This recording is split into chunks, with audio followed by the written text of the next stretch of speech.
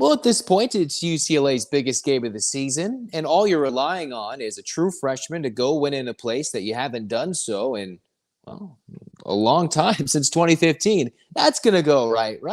Maybe? All right, let's talk about it on Locked On UCLA. You are Locked On UCLA, your daily podcast on the UCLA Bruins. Part of the Locked On Podcast Network, your team every day.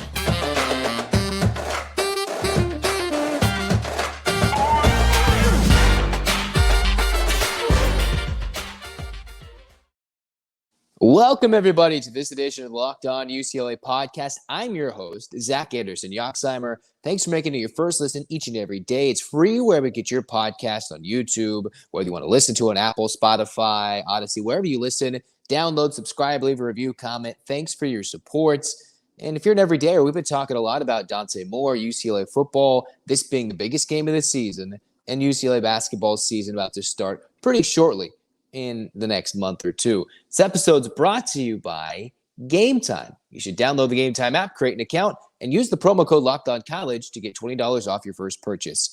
UCLA heads into the vaunted Rice-Eccles Stadium, going into Salt Lake City to try and take down the Utes for their first win in Utah since 2015. All they have is a 3-0 record, a ranked opponent to play in front of a team that has not lost there in over 16 games, already a couple of dominant victories at home. They've been selling out every game for 6 years, and the Bruins have not fared well since 2015, when ironically, the last time they won, they had a true freshman quarterback start in Josh Rosen when the Bruins were in the heat of a then Pac-12 South title race at the end of the season. Here, I think UCLA's got a lot more breaks and opportunity with Utah missing up to 15, 16 guys. Kyle Whittingham's been so throwing out that numbers in press conferences, whether it be his Monday press conference. Yet, Utah is not going to blow you out offensively. That's not going to be the case. Even if Cam Rising is back, I'm not sure he will be ready enough to go put up a 500-yard ridiculous superstar performance. What will be the difference here is how does UCLA handle with a young quarterback in a road environment making his first start against the vaunted Utah defense, which has already done great works against Florida, at Baylor, although Baylor was also playing with a backup quarterback, and then Weber State, who had a pretty good rushing attack at the FCS level in a dominant win, which saw the Utes pull away late. So UCLA has had Ethan Garber's one start there in 2021, making his first career start. So he knows what it's like if he wants to give some wisdom to the young Dante Moore. But UCLA has sent in youngsters time and time again to start against this Utah team. The Bruins had, a 5-game losing streak before last year's win. In this game, it seems like the way for UCLA to win, the recipe for success, it comes down to Utah's defense versus UCLA's offense. And I know there's a lot of talk about is Utah with their potential redshirt freshman quarterback or senior quarterback in Rising versus Nate Johnson, whoever starts. It's going to come down to, can UCLA score more than 20, 25, maybe get to 30 points in this game and just hold Utah off, versus if Utah keeps this game close, defensively keeps UCLA stymied, then the Bruins might be in for a long day, even if the Utah offense sputters with injured players galore, considering they've already done this against Florida, a 24-11 win. And a come-from-behind victory at Baylor when both teams were looking for a big win with their backup quarterbacks, and then more of a rest week, even though more players got injured at Weber. What's so special about this Utah defense? They've got pretty good players at every single line of defense, from the line to their linebackers to their secondary. And while their secondary might not be world beaters, considering Clark Phillips is no longer a part of that secondary, it's still a team that has to be reckoned with.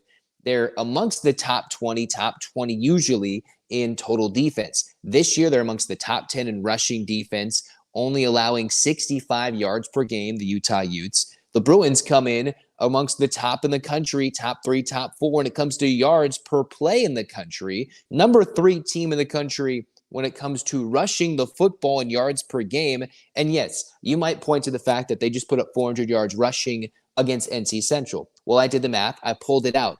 Even if you take out that NC Central game, albeit UCLA still played a less tough schedule than Utah's played so far against Coastal Carolina and San Diego State, you take out the NC Central game, the Bruins are still averaging 5.8 yards per carry. They would have about 200 yards per game rushing wise, which would still rank amongst the top 30 in the country, just erasing the NC Central game alone with those maybe lopsided numbers of rushing for over 400 yards in less than 40 carries, which was just crazy considering what they did on Saturday in the 59-7 win. Utah has been one of the better defenses, ninth, I believe, in points per game, just behind UCLA against arguably stiffer competition, depending on what you rate the quarterbacks, the Weebers of the world, which is a generally much better program than NC Central is at the FCS level. And they've had sacks, 7 sacks, 16 tackles for loss, 4 interceptions, and 10 pass breakups. So while they haven't been forcing as many turnovers as UCLA has, they've been hawks to the football. They make sure you don't go down their throats, and they have a pretty balanced D-line. UCLA has some individual talent that is, the Latus of the world. They've got some talent up the middle in the linebacking core. They've seen Davies slowly become and emerge as a starter in the secondary. Maybe individual stars lean UCLA's way, but Utah's a very balanced team despite all the injuries, offensively, defensively. Can Dante Moore go in there like Josh Rosen did back in 2015, the last time the Bruins even were close to victory in this series in Salt Lake City? The Bruins have been outscored 141-44, almost 100 points more by Utah when they played UCLA in Rice-Eccles. So it's been almost a 3-score game since the last Bruin victory when Rosen won 17-9 in a game against the Bruins late in 2015. Well, what does that mean? I don't know, quite frankly. The fact that UCLA has not really been tested so far, but they're facing an opportunity to where Utah isn't at full strength. This is primed and ready for a UCLA upset and an opportunity to where they can steal one early in the Pac-12 on the road, considering, hey, they're just not ready. Up and down every position, Utah is missing a key guy, maybe a starter or someone in the secondary. So the big thing is, how much does Chip Kelly put on the shoulders of Dante Moore? To be quite honest, I'm not sure UCLA even needs Moore to be spectacular. He doesn't need to throw for 300 yards or 3 touchdowns in this game. He can actually be more of a game manager, and the Bruins still win this game outright in Salt Lake City.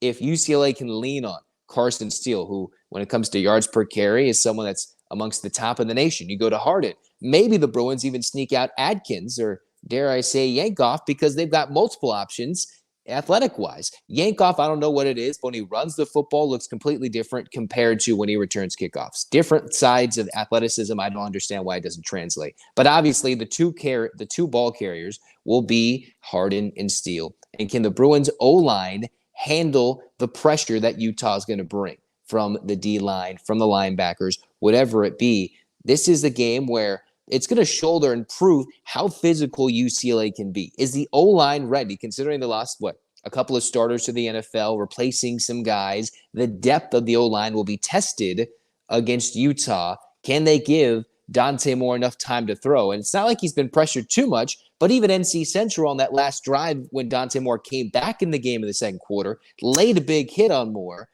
and that was a good sight for sore eyes, right? It wasn't a good thing to see that an FCS team that wasn't getting a lot of pressure still was able to get to Dante Moore. What is Utah going to do with their 7 sacks? They've been one of the better teams at limiting the run. UCLA's done the same thing, but Utah's done that against bigger teams and arguably bigger programs easily, right? The Baylors, the Floridas, and Florida just went and beat Tennessee. That's where Utah's getting a lot of hype, just on the edge of the top 10, and they're not anywhere near full strength. You can already see Kyle Whittingham in press conferences throwing out, we're missing this many guys, almost as a plea, maybe down the line, if Utah gets hot, say they lose one of these games coming up. They've got a ridiculous stretch coming up as well, like UCLA. They lose 1 or 2. He's trying to say, we're not healthy. If we compete, we should be rewarded, right? I'm not trying to say that's what he's saying, but he's kind of said, hey, we are injured and beaten up. But their defense is strong enough to keep UCLA at bay, especially in Salt Lake City, a year after UCLA dominated the Utes, keeping pace, keeping them at an arm's distance, 42-32. It might not even matter who's at quarterback for Utah, unless Johnson sits there and has the worst game ever. For the most part, it's going to come down to the true freshman versus a loud, crazy crowd. His first true entrance into the Pac-12 against a pretty dominant Utah defense that's been good at forcing turnovers and almost becoming an offense of itself, which is why we'll talk about the ridiculous Utah streak coming up next and why UCLA has been involved in positive and negative ways in this streak when it comes to, hey, how many times has Utah returned an interception or defensive touchdown for a score? We'll talk about that next on Locked On UCLA.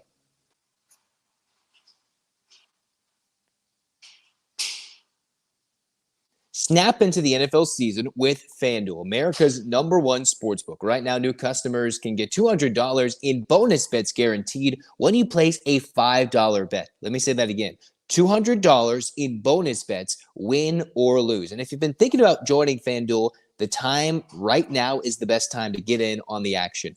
You can use the app. It's easy to use, and there's plenty of options betting-wise, spreads, player props, over-unders, anything to appease your appetite. FanDuel.com/lockedon and go kick off the NFL season. FanDuel, an official partner of the NFL.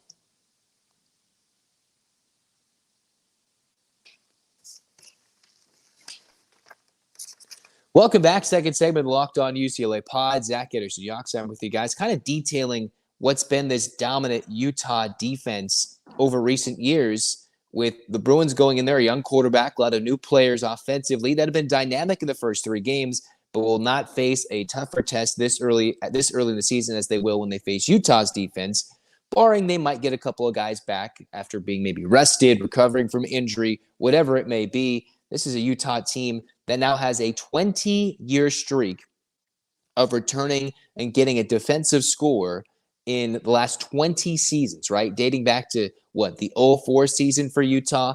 If they get a defensive score, if they've done and gotten a pick six, specifically an interception return for a touchdown the last 20 seasons, they are 36-3. 36-3 when they've gotten an interception returned for a touchdown. And if you remember, that's happened quite a few times against UCLA in the last 20 seasons, dating back to the 04 season when Utah was basically just getting on the map, one of their couple of undefeated seasons way back when. UCLA, ironically enough, of the 3 losses that Utah has sustained when it comes to forcing turnovers that lead to scores, interceptions specifically, have beaten the Utes twice. It's actually happened twice in UCLA's 2013 win at Utah, 34-27. That was a decade ago from the dropping of this pod, when UCLA, that was the last time they cracked 30 points in Salt Lake City. That was the last time they were able to get a lot of points. Normally, they're sitting within the 20 to single-digit range, mostly in Rice-Eccles. They just have not, the Bruins have, had much success, especially since Utah's been a power conference member, joining the Pac-12. However, when it comes to Utah with all these crazy interceptions, return for scores, just like Clark Phillips had in the late moments against DTR at the end of that game where the Bruins could have won that game by more than 10 points. They would have won that game by 3 scores, 17. DTR pick 6. Clark Phillips returns it. Another one of his crazy returns for touchdowns. He had a lot of those in the most recent season for Utah, no longer part of the Utes because he's on to bigger and better things.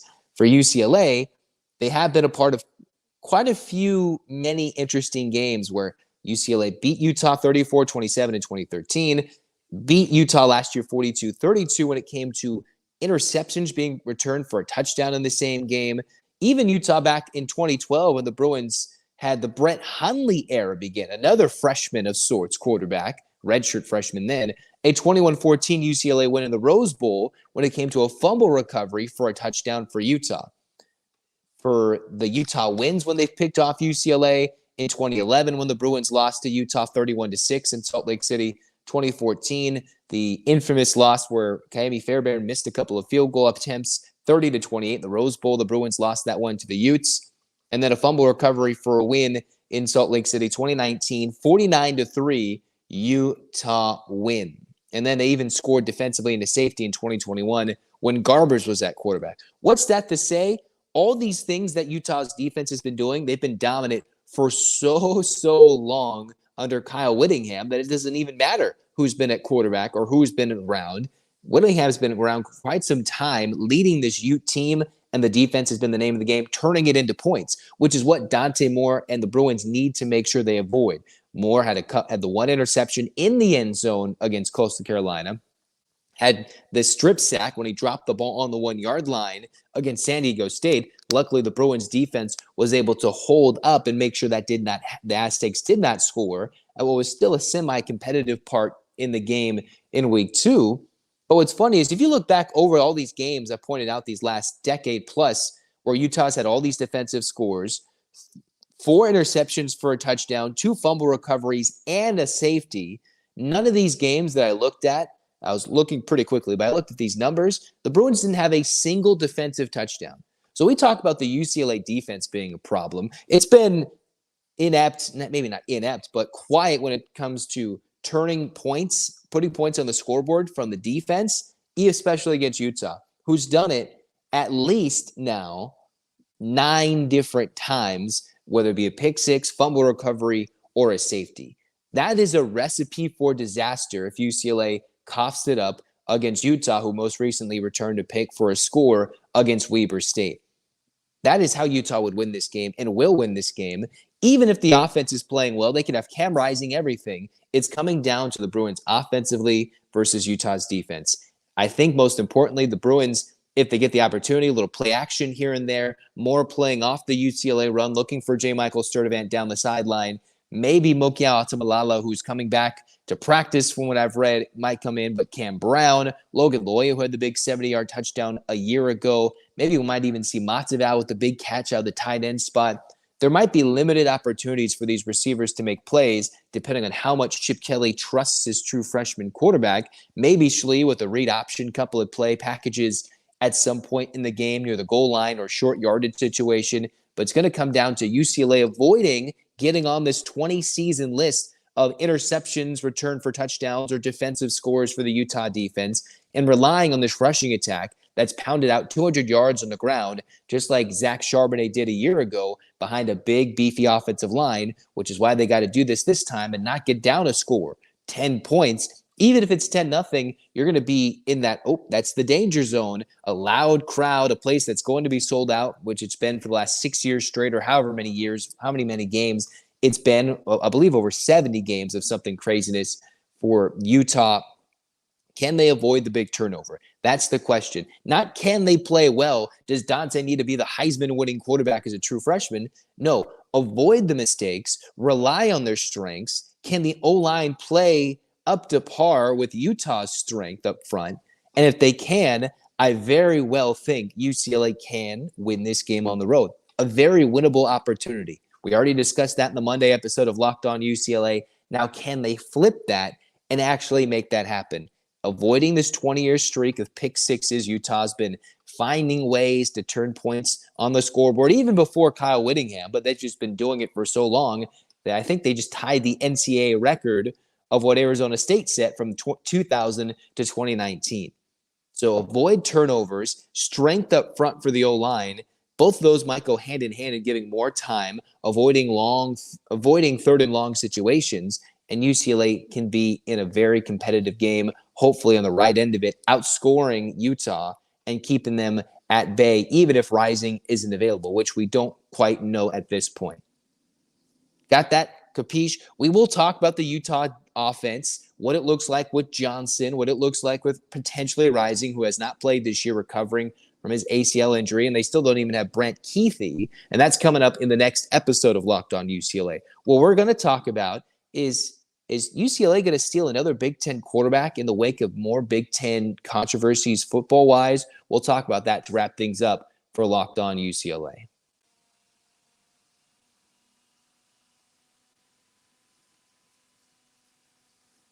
Maybe you're thinking about getting last-minute tickets. You're getting a little crazy, and you're like, hey, I'm thinking of going to Salt Lake City. I'm getting pumped up. UCLA has an opportunity to go smack the Utes in the mouth. Well, if you're going to get these last-second tickets, then buying tickets to your favorite events shouldn't be stressful, which is why you should download the Game Time app. You can get flash deals on last-minute tickets. You can find and view the tickets from where you're seating with the image view seats. You can get images of the seat views. The Game Time guarantee also makes sure you always get the best price. You find tickets in the same section and row for less. Game Time will credit you for 110% of the difference. All you have to do is download the Game Time app, create an account, use the promo code LOCKEDONCollege for $20 off your first purchase. Again, terms apply. Create an account, use the redeemable code of LOCKEDONCollege for $20 off. Download Game Time today. Last minute tickets, lowest price guaranteed.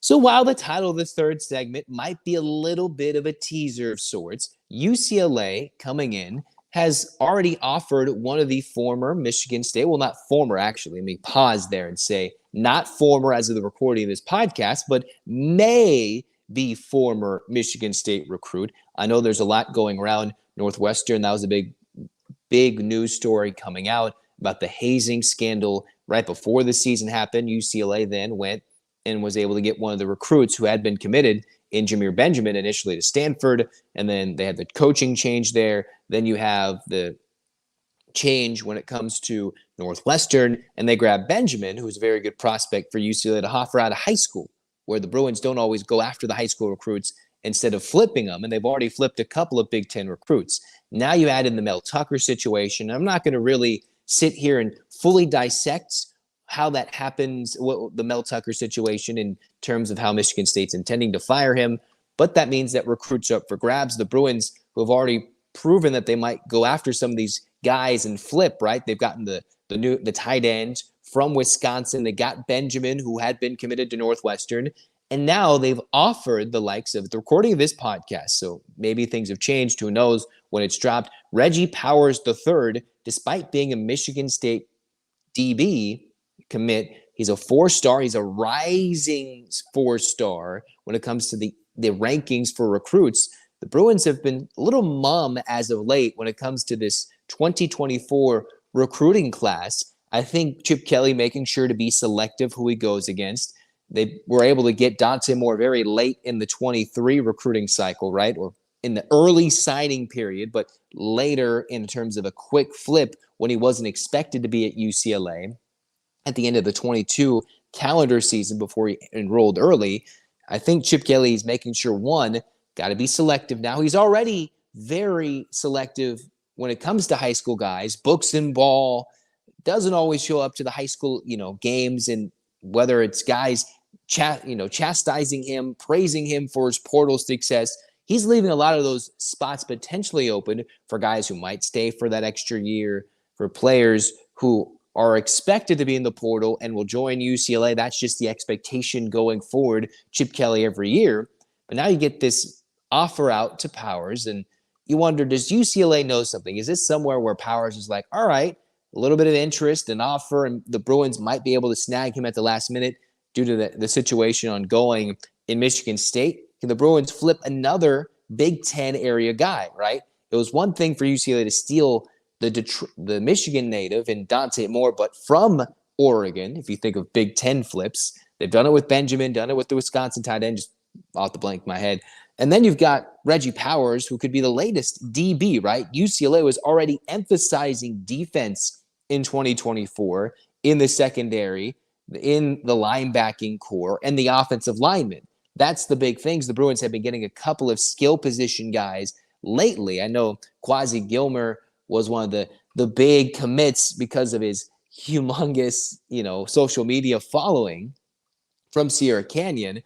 But the majority of these commits for UCLA have been via the defensive side of the ball, replenishing the linebacking core, getting the secondary shored up, and then after the O-lineman, and Powers would continue that shift towards that. We've talked about and called for an improved defense under Chip Kelly. We've seen an improved defense in 2023, looking at the numbers, looking at the total defense, turnovers forced by the Bruins, whether it be the 2 against NC Central, the 3 in week 1, the 3 in week 2. So we've already seen an improved energy from the youngster first-time D coordinator in Danton Lynn. Now we wonder how that's going to go forward when you actually have to recruit the guys. It's one thing to bring the guys up to speed by coaching them. Now can you go get the best talent, develop them, and turn it into a vaunted defense mixed with the Chip Kelly genius of offense? The Bruins could be a dominant team if that ever meshes and coincides in Chip Kelly's coaching tenure. Could Powers be the significant shift along with already the recruiting strategy flip for the high schools in 24? I'm not sure. It looked like that would be a good get for the Bruins if that actually happens with a flip potentially for Powers. We'll kind of look at that and see if that situation decides to turn into a UCLA commitment after a decommitment from Michigan State.